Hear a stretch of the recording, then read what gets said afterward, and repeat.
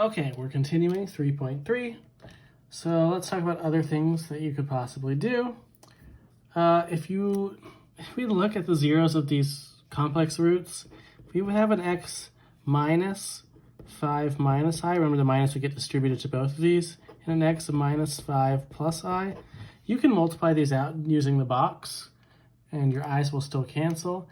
There's also a different way you can do it. If x equals 5 plus or minus I, and you want to get back to the polynomial that got you here, we can kind of undo what completing the square would do. So we can move the 5 over. X minus 5 equals plus or minus I. And remember, to get rid of a plus or minus, we can technically square. Here we would have x squared minus 10x plus 25 equals, the plus or minus will cancel when we square, so we'll just have I squared, which of course is negative 1. Then when we add it to the other side, we can find that this polynomial is x squared minus 10x plus 26.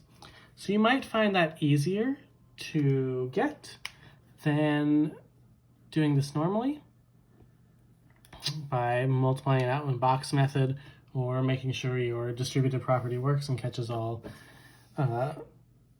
factors. But that's totally up to you which way you go about doing this when you're multiplying it out. So just be aware, though, that you might have to. Okay, another way besides that, what we talked about in the last video, where if you have a positive and negative, you know there's at least one root between them. Another way that you can reduce the amount of work you might have to check, sometimes this has to do with positives and negatives, is Descartes' rule of signs. Descartes' rule of signs says let f of x define a polynomial having only real coefficients and a non-zero constant term with terms in descending order. So just order them from largest degree to smallest degree if it's not already. The number of positive zeros equals the number of sign changes, or is less than that by an even integer. And the number of negative zeros equals the number of variations in signs when you plug in negative x, or is less than that by an even integer. Now remember, if we plug in negative x, a negative number raised to an even power is just positive. So negative x to the fourth is still just x to the fourth, because remember, a negative number times itself 4 times is positive. But a negative x to the odd power is negative x to the odd. So it really just changes the sign of all the odd powers. So when we're looking at f of x, we just have normal f of x. But when we have f of negative x, all of our even powers stay the same sign, but our odd powers change sign. That would be our x cubed and our regular x term. Yeah, it says the number of positive and negative roots can be determined by the sign changes. So the positive roots, sign changes. This is positive to negative, that's 1, to positive, 2, to positive, that's not a sign change, to negative is 3. So there's 3 sign changes, so there could be up to 3 positive roots, or less than it by an even integer. So everything that masquerades as a positive root could be a pair of complex roots. Now, since complex roots comes in 2s, you can't have just one complex root, so it would have to be 2 complex roots looking like a positive. So if 2 of these were removed because they were complex, that would still leave 1 positive root. And you can't have another pair of 2 to pull out of that. So this is why you go down by an even integer until you run out of roots. So it's 3 or 1. Negative roots. Looking at the sign change of f of negative x. Positive, positive, positive, negative. So we have 1 sign change here, just 1 of them. Since there's only 1, you're guaranteed to have 1. You can't go down by an even number, which means none of those could be masquerading as complex numbers. Now let's talk about the complex roots. If there are 3 positive and 1 negative root, that's all 4 roots of x to the 4th. That means there could be 0 complex. But if it's 1 and 1, there could be 2 complex roots. So these are the number of possible roots that we could have. Now, since this is all the problem's asking, we're not going to factor that.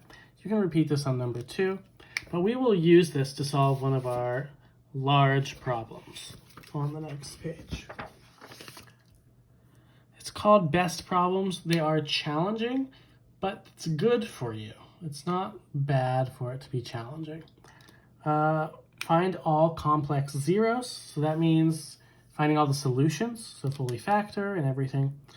Now if we look at our P over Q, our factors of 180, factors of 1. Mercifully, all the factors of 1 are 1. 180's got 180. Well, let's start at the beginning. 1, 2, 3, 4, 5, 6. Not 7, not 8. 9 is a factor, and 10, and 12. 12 times 15 is 180, 10 times 18, 9 times 20, 6 times 30, 5 times 36, 4 times 45, 3 times 60, 2 times 120, 1 times 180. So these are all the possible factors. Now it's plus or minus all of those numbers. But now if we use Descartes' rule of sign, look at the sign changes. You have 0, 1, 2, 3. So it's 3 or 1. Negative roots. That would be x to the 4th minus 2x cubed minus 3x squared minus 24x minus 180. We know there's 1 negative root. And so this is exactly like our problem on the last page, and then 2 or 0 complex, depending on what's happening with these. So let's guess some factors, which I know doesn't sound all that thrilling, but let's start trying some things. I'm not going to try the big numbers, but it doesn't look like 1 is going to work because this minus 180 is too strong. I could try positives or negatives. Let's try 4 and see what happens. 1 comes down. 1 times 4 is 4. This is 6. It's like 24. That's 21. It's 84. 108. 108 is not going to work. It's too big. Okay, so let's try 3. It just grew a little too fast. 1 comes down. 1 times 3 is 3. So this is 5. 15. 12. 36. 60. 180. Aha, so 3 worked. 3 is also a positive root, so we know that there could be either 2 more positive roots or we should move on to a negative. So that means x minus 3. You have x cubed plus 5x squared plus 12x plus 60. Now, if you have 4 terms, there is potential, not always, there is potential for it to factor by grouping. This one does factor by grouping, but let's try a negative number and see what happens. Let's try negative 5.